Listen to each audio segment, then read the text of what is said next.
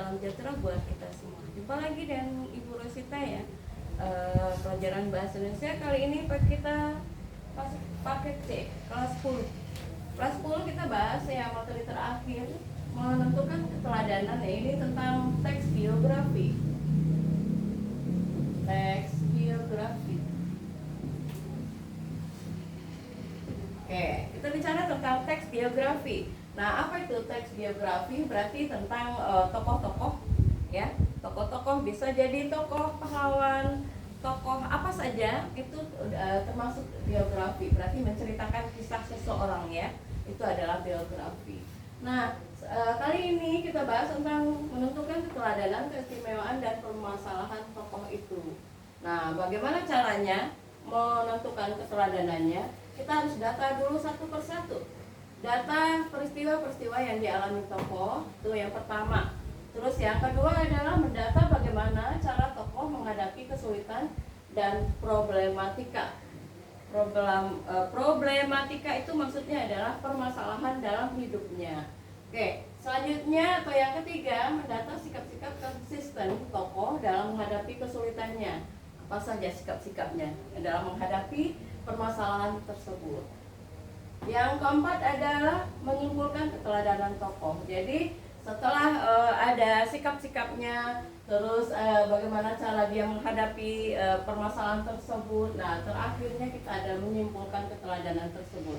Nah, selanjutnya adalah kita mengungkapkan isi informasi. Bagaimana cara kita mengungkapkan isi informasi dari teks biografi tersebut?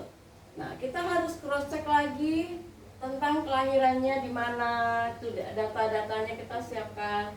Terus pendidikannya apa saja yang dijalani tokoh tersebut, misalnya tokoh Khairil Anwar ya. Berarti Khairil Anwar lahir nanti di tanggal berapa, tahun berapa, bulan berapa, itu nanti dicari datanya. Nah, pendidikan Khairil Anwar itu bagaimana pendidikannya?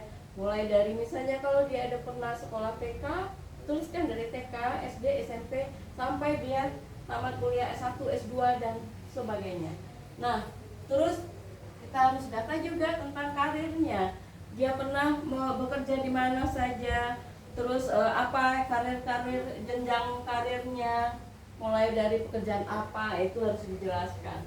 Selanjutnya adalah keteladanannya bagaimana dalam misalnya masyarakat, dia dalam karir itu keteladanannya apa saja, itu nanti akan kita cari.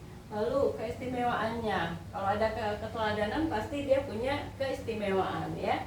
Terus selanjutnya terakhir itu permasalahan yang pernah dia hadapi, itu nanti didata. Nah, itulah cara mengungkapkan isi informasi tentang suatu tokoh Khairil Anwar misalnya. Banyak lagi tokoh yang lain ya. Lalu selanjutnya kita menganalisis struktur teks biografi tokoh. Bagaimana pula cara menganalisis struktur teks biografi tokoh? Nah, ada 3 tahapannya. Yang pertama adalah ya, kita cari orientasi. Dia orientasi berarti bagian awal ya, bagian awal berisi pengenalan dan latar belakang tokoh tersebut. Jadi paragraf pertama sampai paragraf kedua misalnya tentang pengenalan dan latar belakang tokoh. Jadi dijelaskan di sana. Terus bagian kedua adalah urutan peristiwa kehidupan tokoh tersebut. Urutan peristiwanya bisa jadi dia banyak paragraf-paragrafnya, berarti menjelaskan tahapan 1, tahapan 2, tahapan 3, misalnya sampai 10 paragraf, berarti sampai tahapan ke-9 misalnya seperti itu. Nah, jadi yang paragraf ke-10-nya adalah bagian orientasi, reorientasi. Jadi reorientasi itu maksudnya adalah bagian penutup. Jadi paragraf terakhir itu biasanya berisi tentang kesimpulan, pandangan pribadi penulis atau penilaian terhadap tokoh yang diceritakan. Oke, misalnya dari paragrafnya ada 10 misalnya. Jadi ada nanti reorientasinya bagian paragraf pertama. Nah, kayak gitu cara menganalisisnya. Paragraf kedua berarti P2 sampai P9 itu adalah bagian urutan peristiwa. Jadi kalau P10 paragraf 10 bagian reorientasi. Nah, seperti itu cara menganalisis dari struktur teks biografi tokoh. Oke, itu kita sudah paham tentang analisis struktur. Nah, selanjutnya ada ciri kebahasaannya.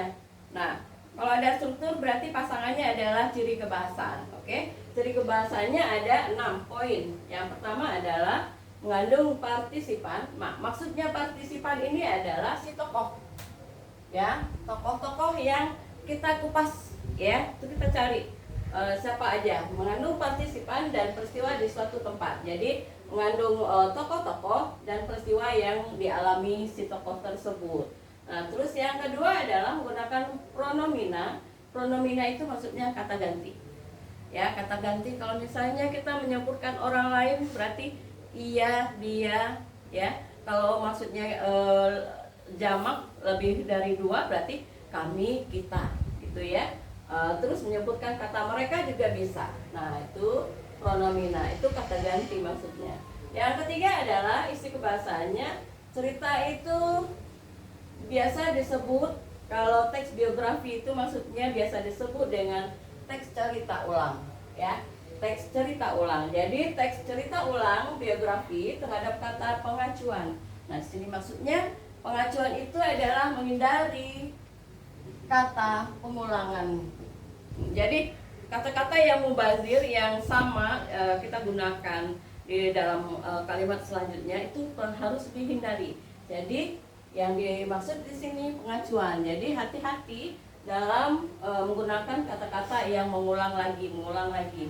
Jadi akhirnya orang akan bosan kan. Jadi kita cari cara biar kita menghindari pengulangan kata yang sama. Oke, biar orang tidak bosan. Cari sinonimnya. Oke, terus yang keempat adalah menggunakan kata-kata yang menunjukkan kejadian atau peristiwa waktu dan tempat. Jadi ada mengandung peristiwa, ya, peristiwanya, terus kejadiannya kapan, tuh berarti kapan. Kalau kapan berarti waktu.